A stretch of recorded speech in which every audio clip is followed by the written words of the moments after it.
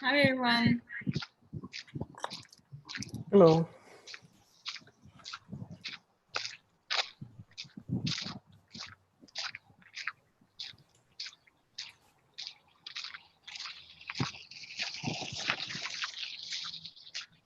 There we are.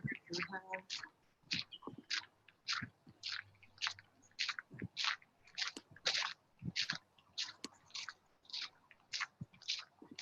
So we are live now on YouTube. We are live on YouTube now.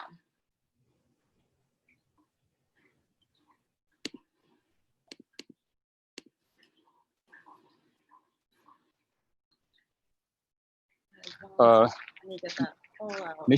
Nisha, if you can share the link on the home group, I can do I can that. follow. Yeah, thanks. Second.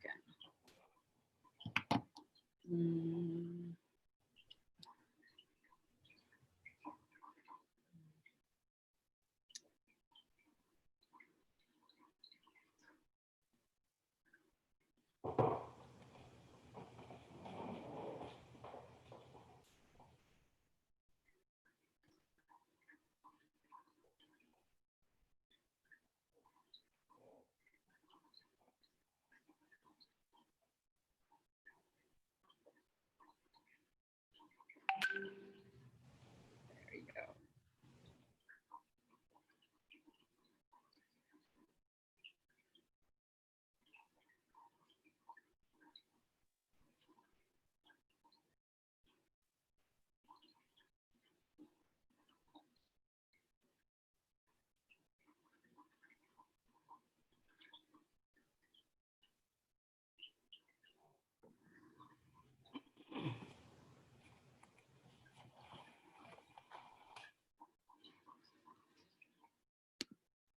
Okay.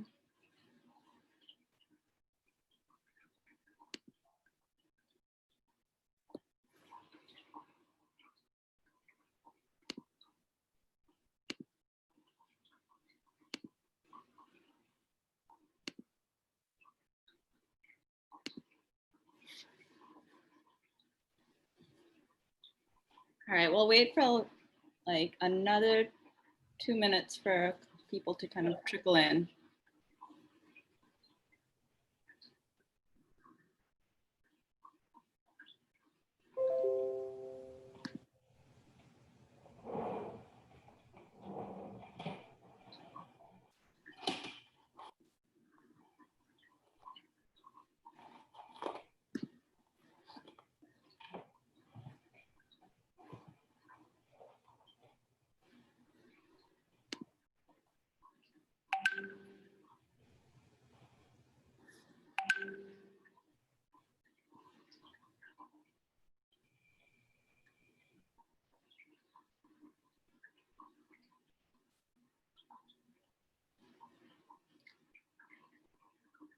All right. Hi. Hi. Welcome to the call. This is our book club event. Yeah, I'm fairly new, actually, just been about a week. So Shahid, I explained that, my interest, so books is one of, so he connected me with. Well, welcome. I am the book Thank you. club admin. So, Oh, yeah. okay. So we do a monthly event.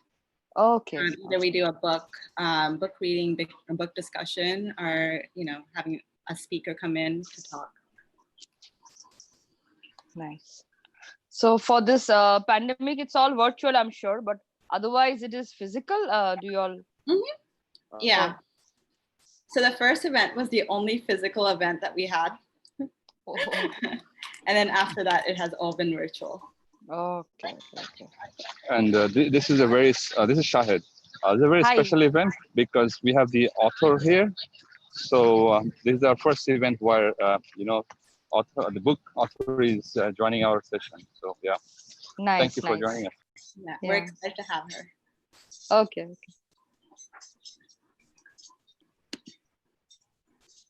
right. I think I'll go ahead and get started. All right. So this is our July book club event.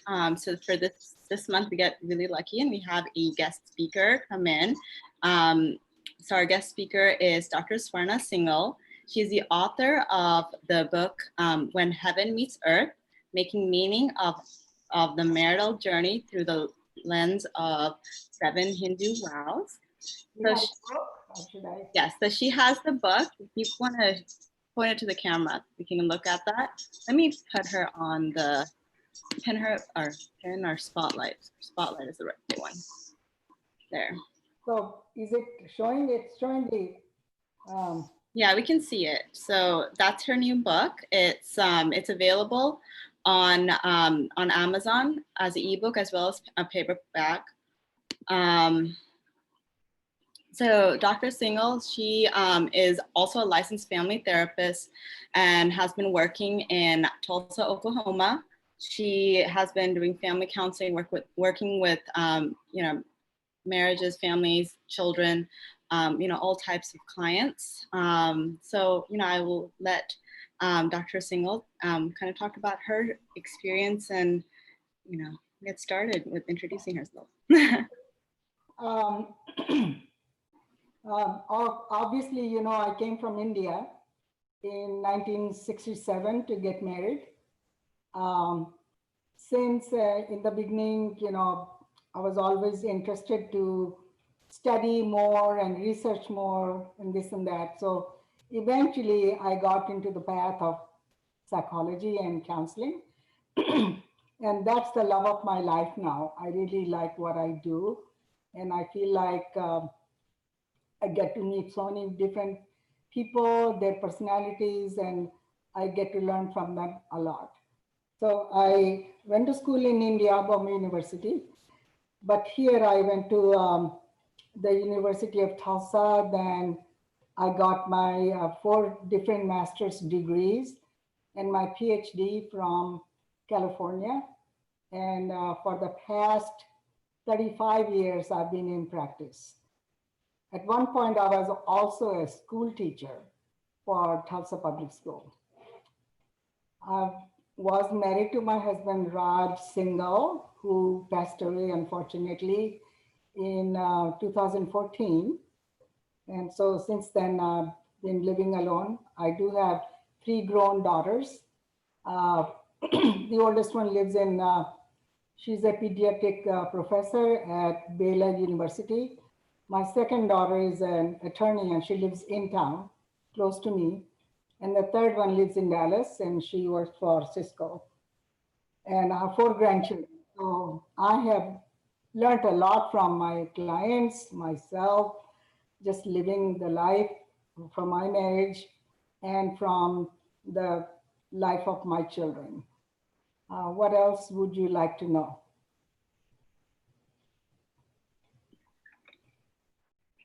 Well, I came to write this book. Okay. Yeah, definitely how. Okay. What inspired you to write this book? So what happened is I always was interested in writing. I think many family members are also writers. My father used to write also. So my nephew in, I used to call it Bombay, but it's now Mumbai. He's a surgeon, but he likes to talk about how to bring back sparkle in a marriage. And he invited me to co-host with him in India, in New Delhi and Nagpur. So what I noticed that his focus was on intimacy and physical intimacy and sex, etc. And I said, we need to go deeper. There is a deeper connection between 2 individuals, and that everything else happens organically. But first, you need to have a meeting of the mind or be connected intentionally by spiritually with each other. Okay, so to me, that's why I started looking for material that would focus and point towards the deeper meaning of a marriage or any relationship.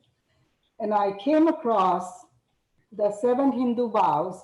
I mean, of course, I also got married the same way with the Hindu, but I didn't know what the priest said because he said everything in Sanskrit and we just repeated. So when I started looking at the meaning of those vows, I say, wow, they are like cliff notes for our new generation.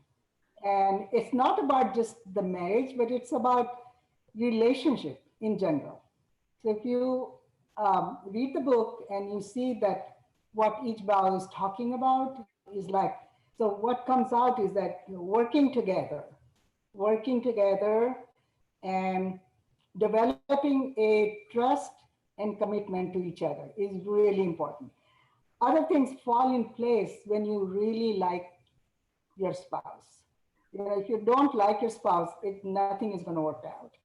So the first thing to question that when you are dating or you are trying to get together with someone is, do you feel comfortable with this person?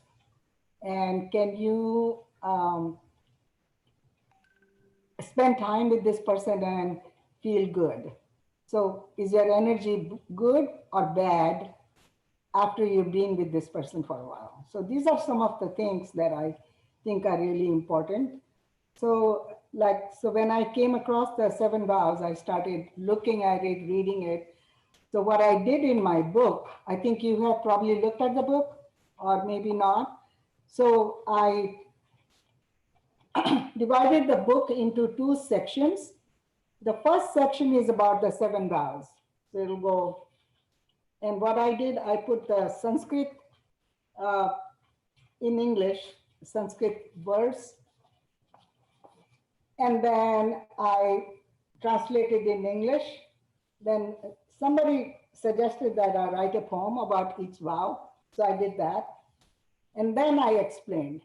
And I put stories of my own life, my life with my husband, life of my friends and family, you know, who've been in the similar situations.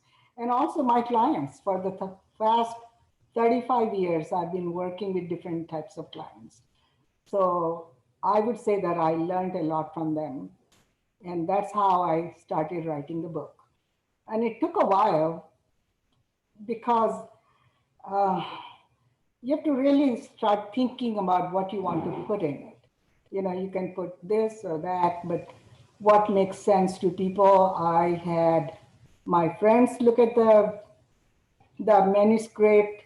And also another thing I did was kind of test drive with my clients. I would give them a chapter to read, like for homework. I said, take it home, read it and tell me what you think about it.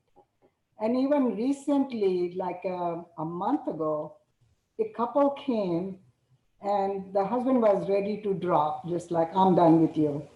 But then he read the first chapter in my book and he said, you know what, I'm going to give 4 months to this relationship and see where it goes. So that's how I came about writing this book. Another reason I wanted to do before this pandemic happened is that I wanted to go to different places like maybe India and different cities in USA and present. But you know, it's just like God closes one door and another door opens.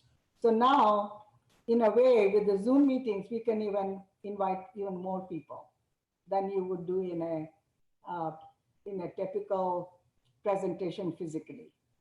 So that's how I came about the book. Anything else you want to know about how I wrote the book? Let's see. You had certain questions, or Nisha? Yeah, so I did get to read the book. I think there's many people who this might be the first time they're hearing about it.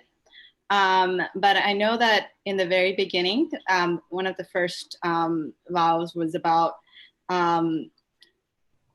food and sharing food, and actually essentially the division of labor within the marriage.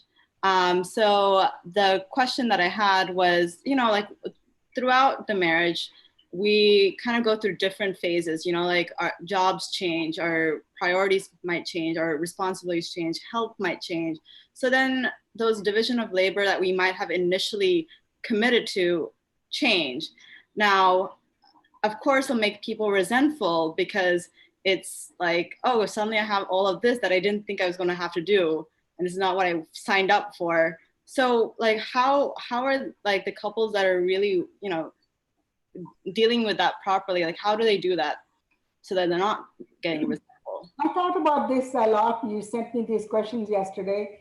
And again, I'm going to come back to the same thing. Like, if you have understanding, so the very first thing you do is when you meet a new person and you are interested, you try to develop that mutual understanding of, can you hear that person? Can I hear myself?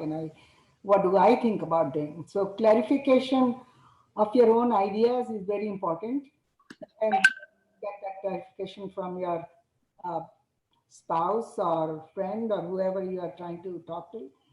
And so unless there is a little bit of meeting of the mind, you can sit and talk about anything, but it doesn't work. It's more like a putting a bandage on something.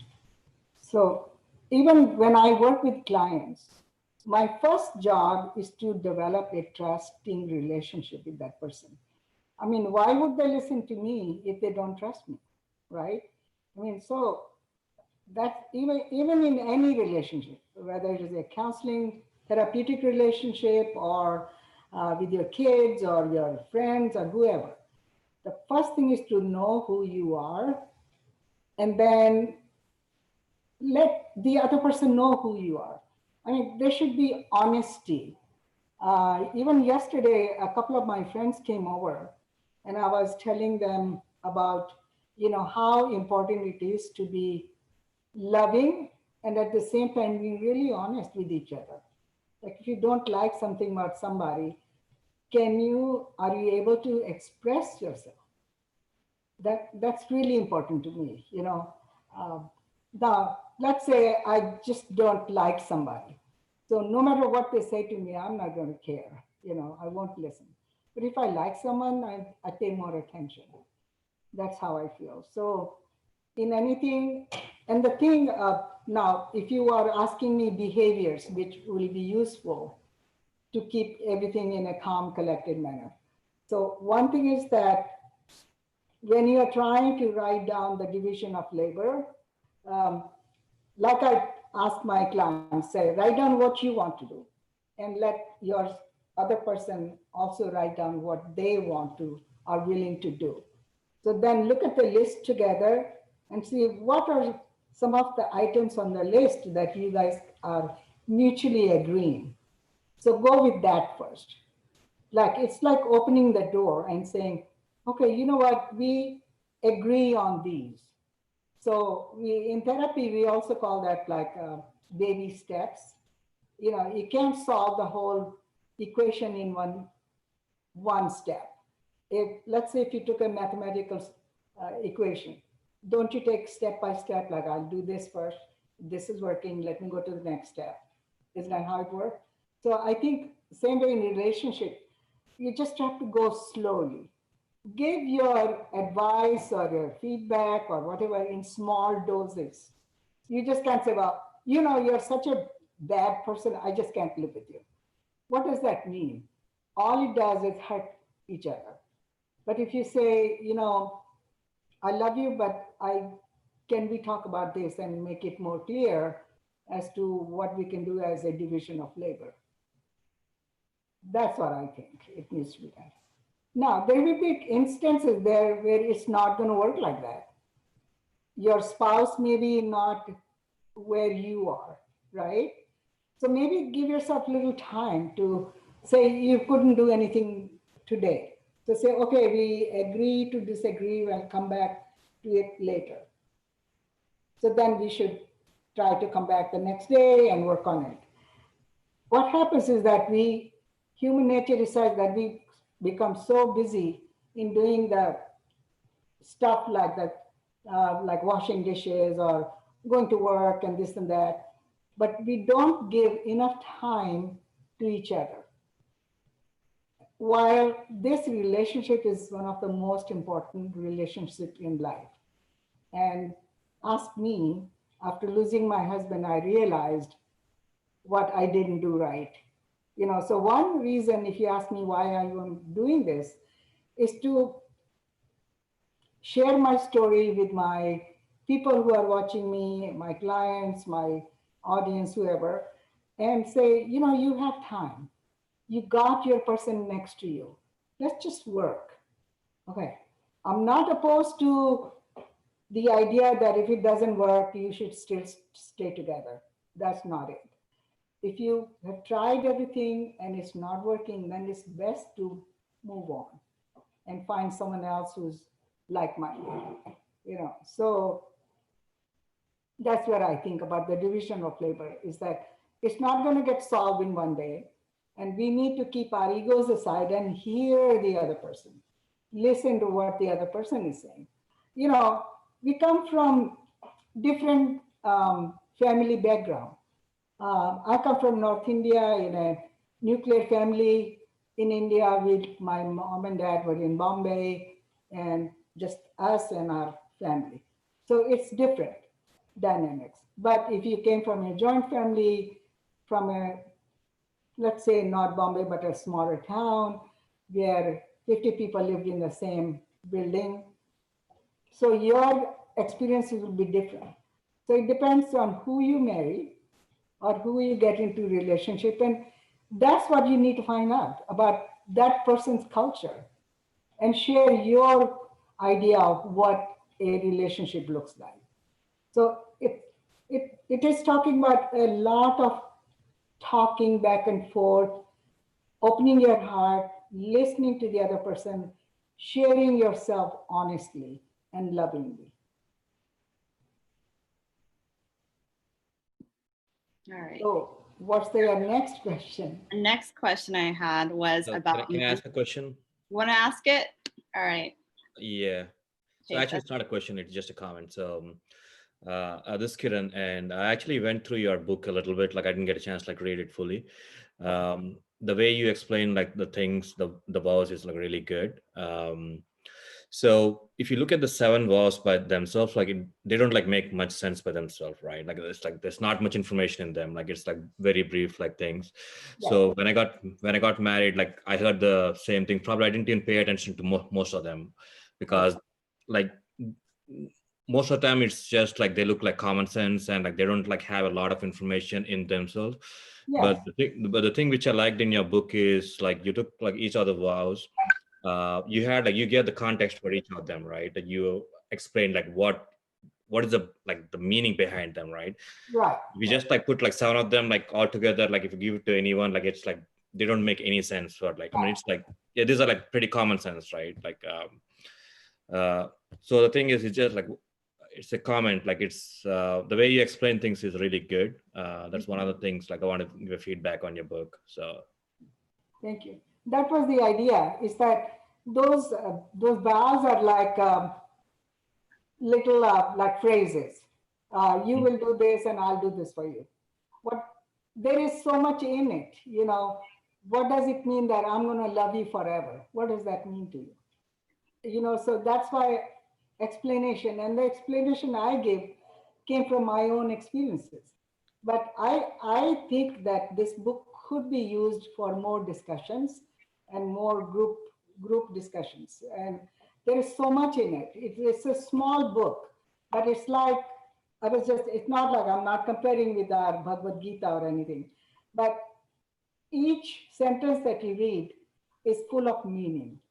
And the idea is to take each word or each meaning and discuss that and see how it applies to you or how it applies to someone else. And that's why I said that it's not necessarily just for married people.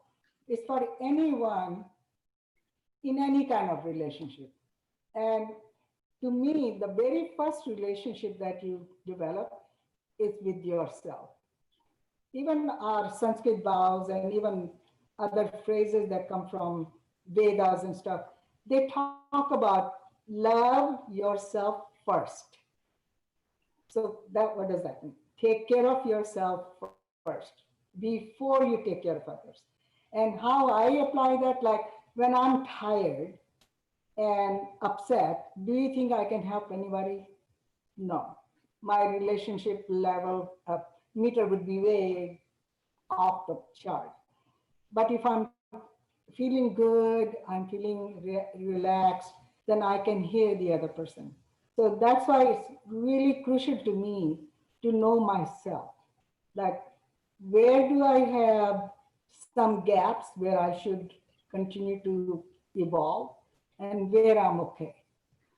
And it doesn't mean that when I say I have certain things that I need to complete and certain things which are already completed. One thing that Hindu psychology teaches is that you are a complete person. You come on this earth with no sins, you are piece of that divine energy, if you believe in it. Or if you don't want to believe in God, that's fine too. But there is some kind of force in this universe that's making us do stuff. So if you believe that, the first thing to believe is that you're fine.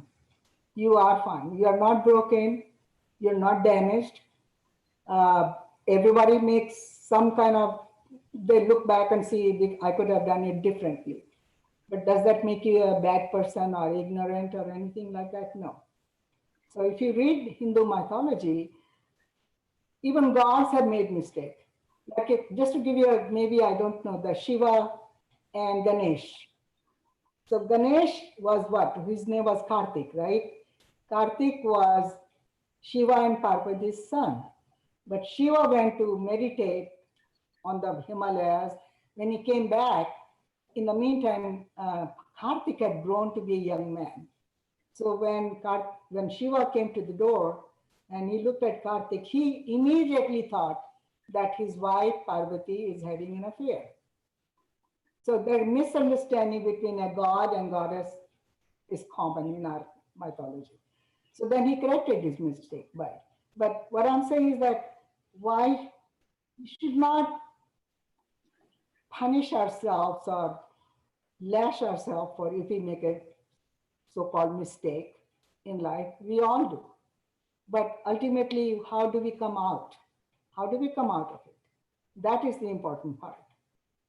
Let's say a couples come, some make it work, some cannot make it work. But the ones who weren't able to make it work is that they are not okay. I think sometimes it is the best thing to do is to say, this is not working, we are going to go our own separate ways.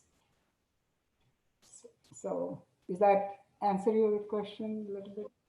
No, yeah, actually, like it's not really a question, but like I'm just like giving comment on the book. So, and also like the other part is like I like the real like examples which you gave in the book and the anecdotes like you have in there. So that makes the good book like really good. Thank you. Yeah, because I think people like stories. Yes. They want to know. They don't want a lecture from anybody. They want a shared experience.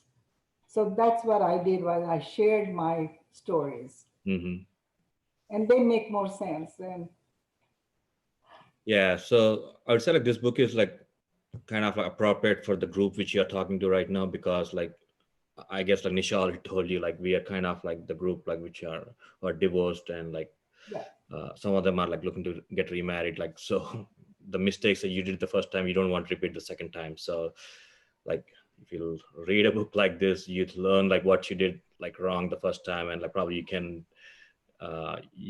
can prevent yourself from like repeating it the second time. yeah, and like I said, it's not that you will never make another mistake. Exactly. It's not like that.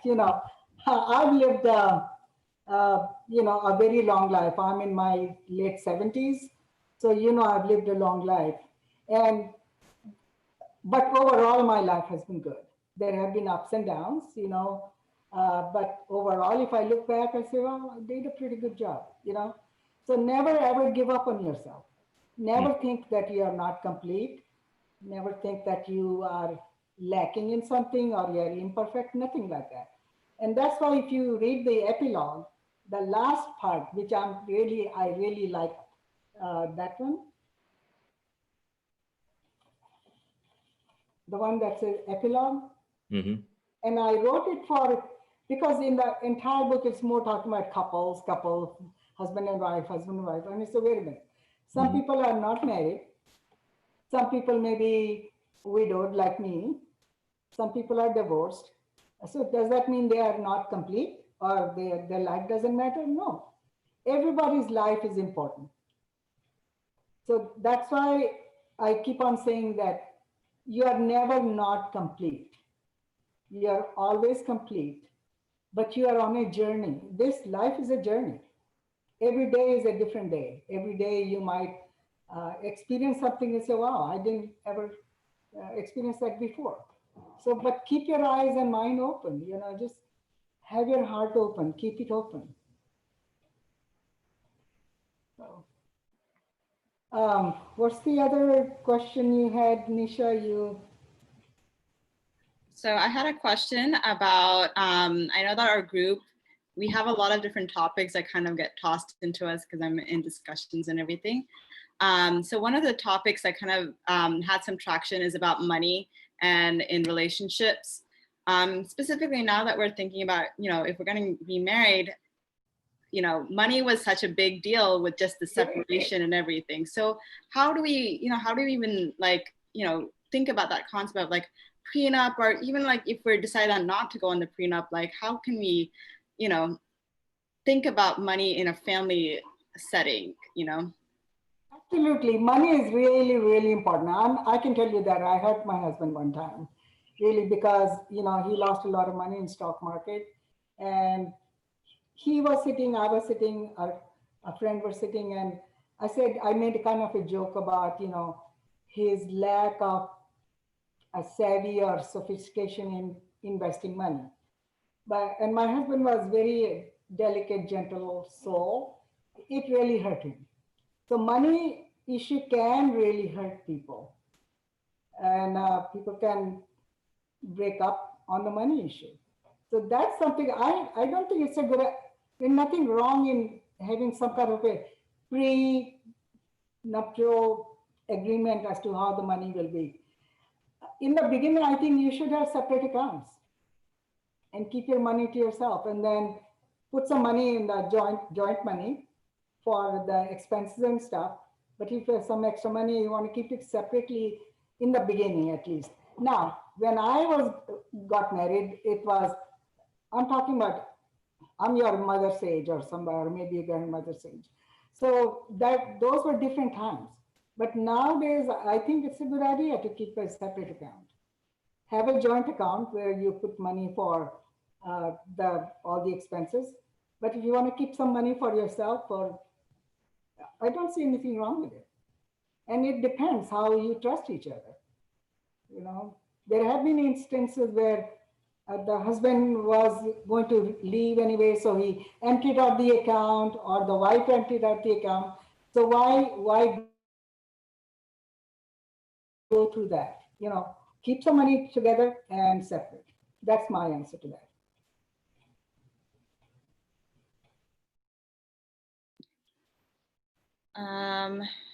You were talking about the children. You talk about the kids, or I think your question was.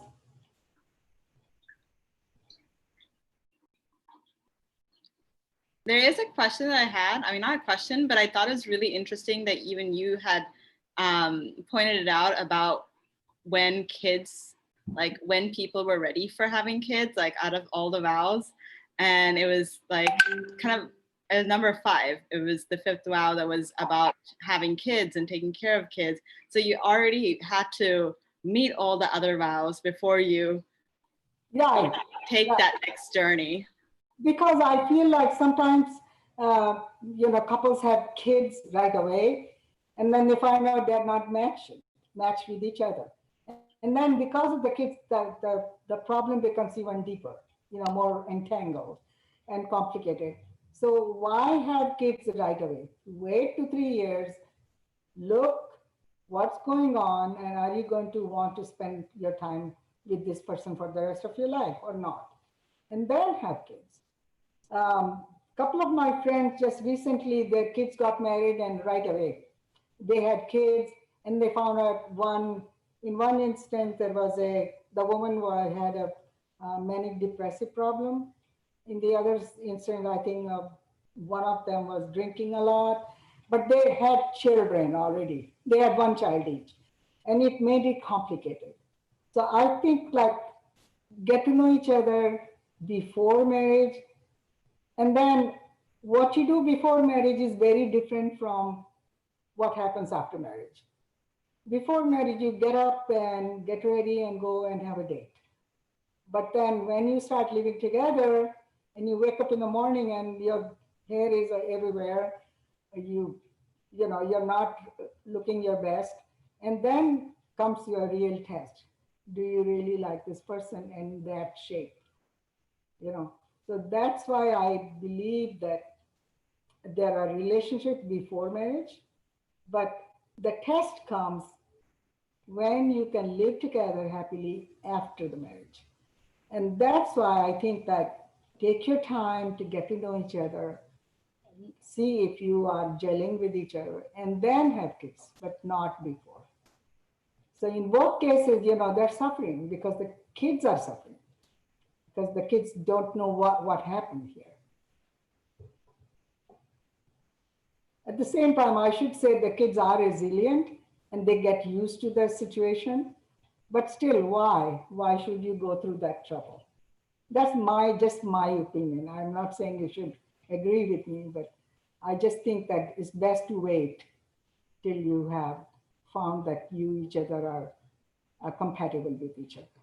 So is it like, does it apply if people were dating, if the couple was dating for a couple of years before they get married? So, but okay, you may be dating for a year or 2 or 5, but the situation will change once you're actually married. That's always true. Under the same roof. Yep. It's different, isn't it? Like I said, you get up in the morning and you're looking your best. So one example was that you see the dog's face, that's your dating. But when you see the behind dogs behind, that's after marriage. So can you tolerate to look at the dogs behind? And that's your test of how much you care about each other. Yeah, so actually that's true, because the things like when you're dating is like completely different from like when you actually get married to the same person. Yes. Like you get to like see the things from like much different like point of view. So yeah, the point which you made about like waiting like a little bit of time before you have the kids is pretty good one. Like I never thought about it like that. Yeah, it actually makes sense. And then because when you bring a child in this world, you want to be happy about it. Mm-hmm. Not like, oh my God, I made a mistake. The child should be welcomed. And the thing is, even when the child is in your womb, how the woman is feeling, the mother is feeling, or even the father is feeling, become part of the child as he's developing the fetus.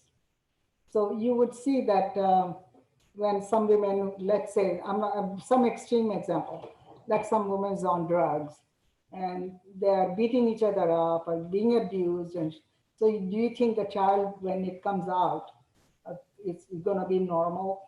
There's already trauma to that fetus. So that's why in India, it was very common in my day and age to put pictures of saints on the wall. In a pregnant woman's room, they would put pictures of saints and good people on the wall. So she can look at them and feel good and think about good things. So how you think about whether you say it or not is really important. What your thoughts are really, really important. So one quick question related to that one. So so far the elders taught me that if there is a kid and even if there is a conflict between the spouses, it will be resolved by having a kid. The kid will be acting as a gel between the couple, so that the relationship will get healed with the presence of the kid. So what is it? Is it really true, or it is just always it is different? Okay, that's like playing Russian roulette, or it's a hit or miss. It could become But if the problems are deeper, I don't think having a kid makes life any better. Not in this day and age. See, in let's say 50 years ago, 70 years ago, women were very like, okay, you know what? I can live my life. I don't like him. I don't care, but I got this kid and I can just live with this. Like, just he becomes that, like the person for the woman lives. Now, is that, but in a modern marriage, that's not what you're looking for. You're not looking for a husband or wife to be just solely focused on the child and not with each other. Even when I got married, I did tell my husband, I said, if you don't at least like me, I don't want to live under the same roof with you, because then we will be both miserable. And I said that to my clients. I said, do you want to live a lie? It's a lie that if you don't like him, he doesn't like you, and you're living forcibly with each other. What kind of a life is that? You get up in the morning and you look at this person and go, I don't know what I'm doing with it. Is that the kind of life you want to live? I would rather say, I have a problem with you and we need to just go our separate ways. And then find another mate. It happens all the time that in my own family, there are 3 cases where there were divorces, but they found the right person after that and they are happy. So it doesn't mean that if you had one failed marriage or that you're never going to find what you like. You will. And if not, second, then at least you get to know each other more and more, and then when you become more assured of yourself, more confident, then things will work out much better. So I have some question around the same thing you discussed, Ms. Swarna. How important it is to my name is Krishna. I see. Sorry. Yeah. So how important it for each of us to find our core values and to match those core values with the other person we are looking for. Otherwise, if the core values doesn't match, then we can compromise more outside the core values. But if the core values doesn't match, it's very difficult to live with the other person. But but I think my experience is that a lot of people don't know what their core values are. So they just get in, they don't know themselves and they cannot communicate their core values when they are talking or in relationship with other persons. I just want to hear from you what's your view on that. Yes, that's what I think is that, remember I said the very first thing is to develop a relationship with yourself and know yourself first. Know yourself, who you are. If you are confused about, if you don't know what your values are, who you are as a person, what makes you happy, what makes you sad, then how would you make the other person happy, or how would you even like the other person because you are so confused yourself? So I think if we are in that state right now where you are between finding another person, it is a great time to develop relationship with yourself. Just think about who you are, what you like, what's one thing that you want to do in this life that when you are on your deathbed, you say, you know what, I did live a good life. So those things are important. And that's what I'm even working on myself, is what is good? What should I do? And of course, I'm much older. So then it is even, I had more time to think about it. But you guys are very smart, intelligent, educated people. And I think you need to start thinking deeply as to who you are, where you came from, what values were important in your life when you were growing up with your parents, and what values did you take from them, and what values did you develop for yourself. All these things are really important questions. And we spend so much time on other things, but not self-reflection. And I think self-reflection is really, really important. Is that answering your question? Yeah. Thank you. So Laksh actually had a question that she had posted to everyone. What about blended families? At this point, most of us have children. I'm not most of us, like many of us have children. And so, you know, our next thing is about, you know, having these blended families where you'll have stepkids and, you know, you're dealing with all of these other moving pieces. You know, kind of what's your experience with dealing with that?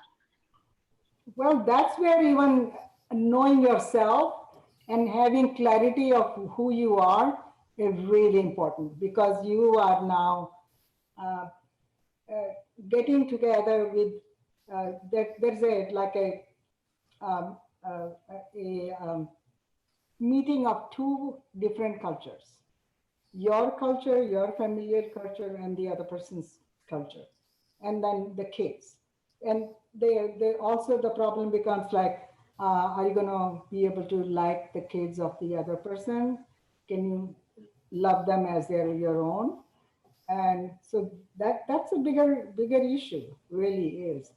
And that's why I think for those families where they're blended families, it's even more important to sit maybe once a week and just go through, evaluate where you are and what you want from your life, you know. And remember, any time you get together to work on an issue, if you start yelling and screaming, or if your ego comes in the picture, then things are not going to get resolved.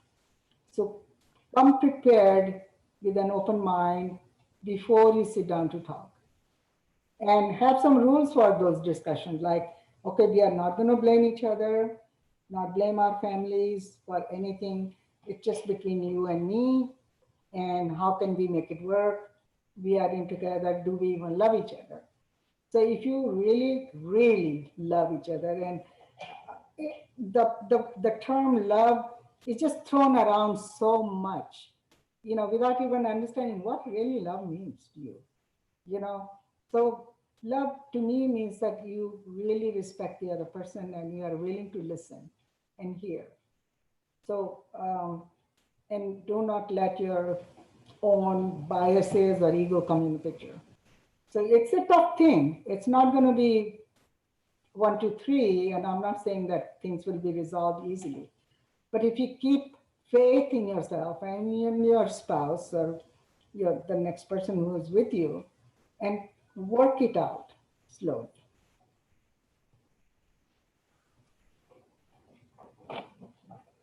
I can't see anyone, but what it is, something somehow I think many people who are very shy.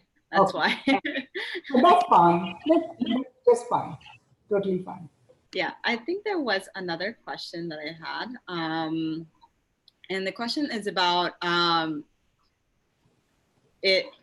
how we deal with all of these. You said that it's very important to have these you know, conversations, you know, trying to talk about all of these different, you know, like, this is important to me, that's important to me, all of that.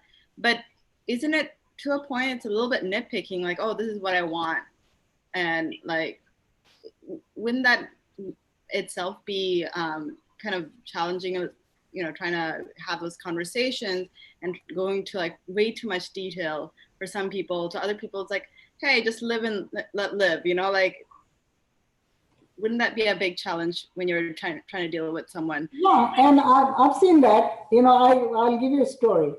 My husband and I was going to a workshop on marriage one time, and he tagged along. He said, hey, I'll come. Then he came, he sat down for 30 minutes, and yeah, that's fine. And he just walked away from that, and he just walked around because he didn't want any part of it. Okay. So it can happen that your mate may not want to sit and talk, right? It can happen. Or they say, no, it's all bullshit. I don't care. So you really have to then decide like how you're going to make it work, you know. Then go for the smallest little hope there is. Or you can then take help from someone else. And I can also understand that people don't like to go to therapy. then think about it. Maybe say, can I at least write to you what I like to do with children, or this or that? I mean, it's a tough thing. It is something that's not going to be solved, but you have to keep patience and work on it. And that's why I'm saying that before you really hitch to the other person, let the other person know that this is what you want in the marriage, and see if that will continue. Some spouses may come to, yeah, oh sure, whatever you say, I'm going to do it. But when it comes time, they won't listen to you, right? It can happen. And that's a time to then start reflecting, like, how, do you want to stay in this marriage? Do you want to stay in this relationship? And what are you willing to give in this relationship? Because it's not going to be 50-50 all the time. Sometimes you may be 60-40, 70-30, and then you have to search the answer in your heart. Do you want to stay in this relationship? Or do you think you'll be better off alone? So that's a question that it comes all the time in any married couple. They think about it. Some days I like my husband, like, oh, I adored him. And the other day I think, like, I don't know why I'm married to him. But overall, I did want to live with him, because I'll give you another story. One time I had gone to see a friend of mine. I came home and he's laying on the bed and he said, where did you go? I said, where did I go? I went to my friend's house. Then I said, the next sentence, I said, if you don't like it, you know what? I'm going to leave, because I felt offended that he even asked me that question. I felt like my liberties were being questioned. So I said, I can leave. So he goes, okay, leave then. As soon as he said leave, then I was standing in the bathroom and I go, I have to go, but I don't really want to go. I just said it. So I stood there for a minute, and then he goes, no, it's okay, don't go. I'm just saying. I said, okay. Right away, I accepted his apology, and then I realized, don't say things which you don't mean it, So, I mean, we all do stuff like that, and then you can apologize. One thing I'm very big on, like, leave your ego aside, and if you think that you did something wrong or a little bit out of line, then say, I'm sorry I did that. I shouldn't be doing like that. It's a big compromise. But I don't think that you need to compromise all yourself to make a marriage work. Because if you sacrifice all who you are, then what is the point of a marriage? That's my. So is it where the counselors like come in, like, for example, like every marriage is a compromise, right? So what is the point at which you decide, okay, like it's not worth it anymore? Like for every person, it's kind of different. Like, is it like where the counselors, I mean, I never had a marriage counselor like when I was married. So is it like how the counselors actually help with? Was the counselor helpful to you? Did he understand what you were coming from? Was it? No, actually, I never had a counselor. That's the question like I'm asking. So is it like how the counselors actually help? Like when you can't decide, okay, like, do I still want to continue this relationship or like get out of it, right? Sometimes, like, there's a lot of factors. Yeah, the counselor job is to have you, like when you hear, let's say you said, I don't like this marriage. I don't want to get out of it. So the counselor will say, so what I hear is that you don't want this marriage, you're tired of it, you want to leave, right? And then that gives you time to reflect, like, did I really mean that or something else? So the counselor job is to make this clarification. Like his job is not to say, yes, leave him or leave her. No, that's not a counselor job. Counselor's job is to bring you to the understanding, making you look at yourself and see where you're coming from and what you are willing to do in this marriage. So they would say that tell me, do you want to keep this marriage or not? At level of from 0 to 10, where do you think your marriage is? Where do you want to take it? Or if you are completely gone, then let's talk about how you can make it easy to separate from each other. So the counselor job is supposed to be neutral, but we are also humans, so it's not like we are not taking sides in a way, because we can see that who is more at fault and who is less at fault. But at the same time, we try to remain as neutral as possible, because otherwise, if let's say a husband and wife came and I like the way the wife is talking, so the husband will know that he's being shortchanged. So do you think they'll come back? No, they won't come back. It happened to me recently, even after 35 years of counseling experience. This guy was believed in conspiracy theory and Trumpian, and the wife was a Democrat, and the wife was really liking me, and he was kind of like, I'm not sure. And what mistake I made, even at this, after so many years of experience, that express my views. He knew that I'm a Democrat, and that's not my job to let, that's getting into my personal.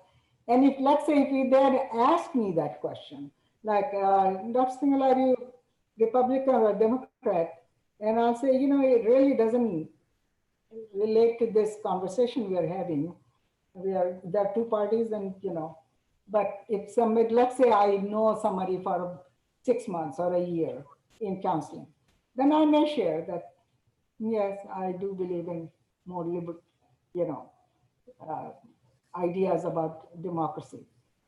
But I shouldn't be sharing those things in the first session. That's for sure. Yep. So we, our time is up. So I would like to thank Dr. Singhal for joining us. I'm so glad that you're able to come talk to us about your book, and as well as your experiences as a counselor. I'm sure that a lot of people have a lot more questions. So if you do have questions, feel free to send it to me, and I can, channel it over to Dr. Singhal. She, we might be able to have her come and talk some more at a later date for other subjects. I know that kids was one of the subjects that many of us have questions on. So if you have any final thoughts, words for us, you can do that, and we can end the session. Final thoughts are same, like evolve yourself, develop yourself, know who you are, be honest with yourself and say, this is who I am, and acceptance. So acceptance is the big thing in a marriage or any relationship, but the acceptance of self is the first thing. Then when you accept yourself as you are, it's easy to accept other people because you are in a good place yourself. When you are not in a good place yourself, nothing works. So become more clear as who you are. Write it down on a piece of paper who you are. And remember that you are whole, you're not broken, you're not damaged. Those are like Western terms we don't use in our Indian psychology at all. I think we are always complete. We have that divinity or energy in us, which is divine. And we should remember that. And also another thing I would say, listen to your gut feeling. We call it antaratma or inner voice. And we always hear that inner voice all the time, but we don't pay attention as much. So the more you listen to yourself, the better you will become, better confident. And my husband used to tell me once, why are you asking your friends? You should know yourself what you want to do. And I said, well, but I'm just asking. He said, why? Be strong in yourself and be confident as to who you are. So that's what my thing would be today is to, you are whole, you are complete, you are a wonderful human being, beautiful inside and out, and never forget that. Thank you. Thank you so much for joining us. Yeah. Okay, thanks, Nisha. Come back again. I'll answer your email questions. Because this is the mission to me.